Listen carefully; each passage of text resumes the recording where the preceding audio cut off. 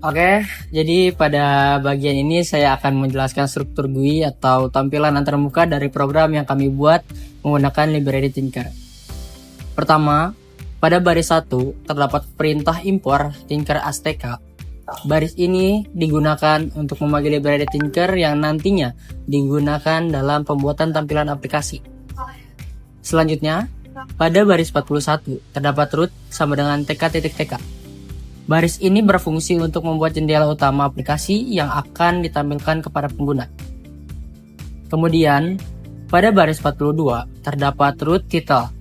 Perintah ini digunakan untuk memberikan judul pada jendela aplikasi sehingga pengguna dapat mengetahui fungsi dari program yang dijalankan. Berikutnya, pada baris 44 sampai 46 dibuat komponen untuk memilih jenis transaksi. Di sini kami menggunakan option menu agar pengguna dapat langsung memilih kategori transaksi yang tersedia, yaitu ada pemasukan dan pengeluaran, sehingga mengurangi kesalahan saat pengisian data. Lalu pada baris 48 sampai 54 terdapat beberapa komponen input yang digunakan untuk memasukkan data transaksi input tersebut meliputi nominal transaksi dan keterangan transaksi yang akan disimpan oleh sistem. Untuk mengatur posisi setiap komponen pada tampilan, kami menggunakan metode create yang dapat dilihat pada beberapa baris seperti 44, 46, 48, 50, 52, dan 54. Metode ini membantu menyusun elemen-elemen agar tampil lebih rapi dan mudah digunakan oleh pengguna. Dan terakhir, pada baris 56, terdapat tombol yang digunakan untuk menghubungkan tampilan antarmuka dengan fungsi. Ketika tombol ditekan, data yang telah diinput pengguna akan diproses oleh logika program yang akan dijelaskan pada bagian berikutnya. Demikian penjelasan mengenai struktur GUI dan input pada program kami. Selanjutnya akan dijelaskan bagaimana logika programan bekerja dalam mengelola data yang telah dimasukkan pengguna.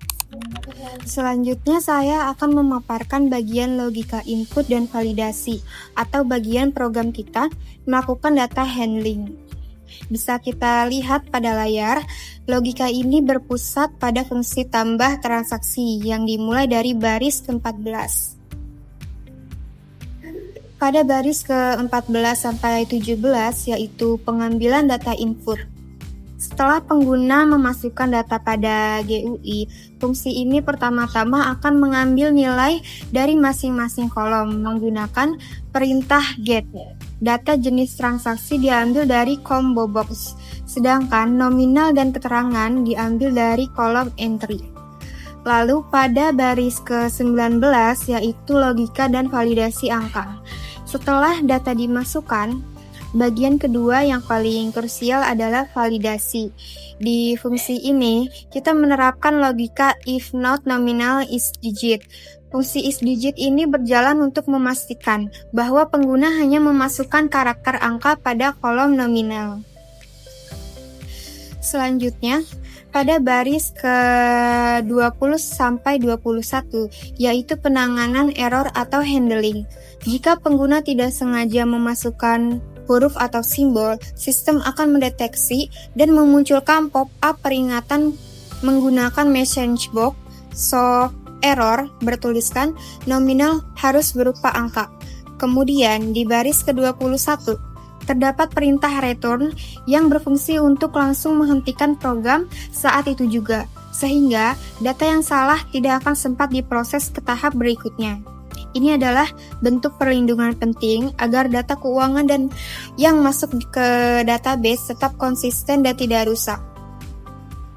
Terakhir pada baris ke-20 sampai 20 pada baris ke-23 sampai 26 yaitu penyimpanan dan pengosongan otomatis.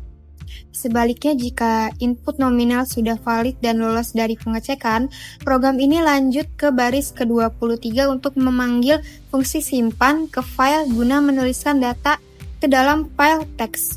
Setelah sukses, pop-up message box info akan muncul memberitahu bahwa data berhasil disimpan. Terakhir, kami menggunakan perintah delete. pada bagian 25 dan 26 untuk mengosongkan kembali kolom input, nominal, dan keterangan secara otomatis sehingga siap digunakan untuk input transaksi berikutnya tahap tanpa harus menghapusnya secara manual. Sebagai catatan tambahan, untuk fungsi tambah transaksi yang tertulis kembali pada baris 29 hingga 40, itu merupakan sisa prototipe awal kode kami di terminal. Fungsi utama yang aktif dan mengendalikan sistem manajemen keuangan ini sepenuhnya adalah fungsi terintegrasi yang berada di baris 14 sampai 26 tadi. Sekian penjelasan dari saya mengenai logika input dan validasi data. Baik, selanjutnya di sini saya akan menjelaskan mengenai otomatisasi tanggal. Di sini kami menggunakan pustaka DateTime bawaan Python. Pustaka ini wajib dimasukkan di awal agar program kita bisa mengenali dan mengolah data waktu. Selanjutnya masuk ke fungsi simpan. Di baris ke-10 ini ada perintah now.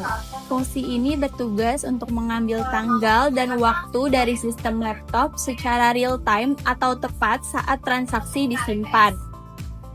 Lalu di sini ada fungsi strftime. Di fungsi ini ujungnya dipakai tanda kurung untuk memformat teksnya.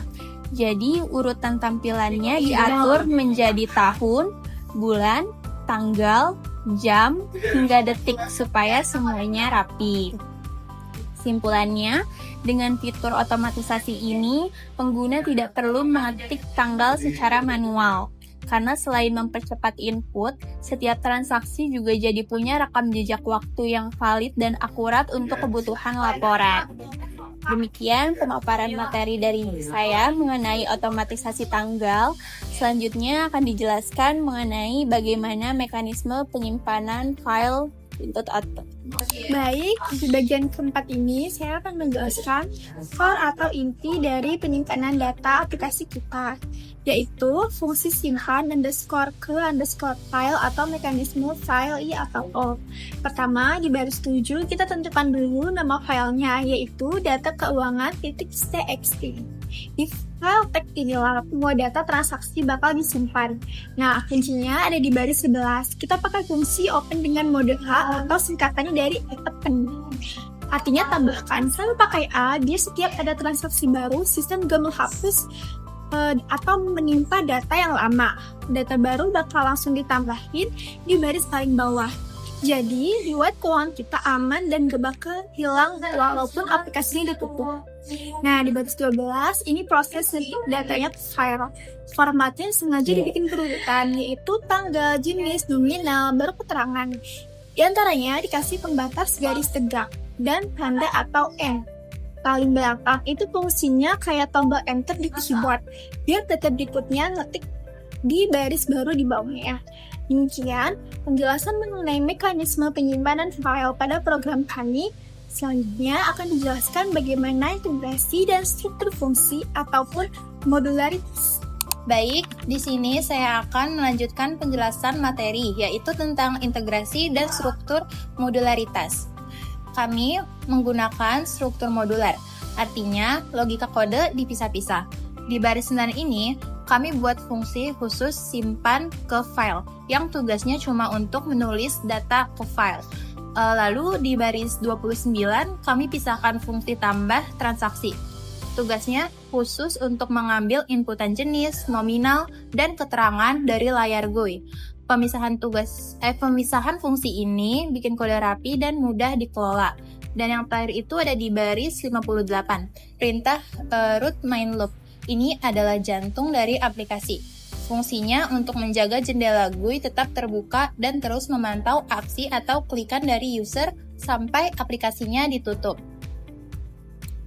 Demikian penjelasan mengenai aplikasi sistem manajemen keuangan sederhana yang kami buat. Terima kasih.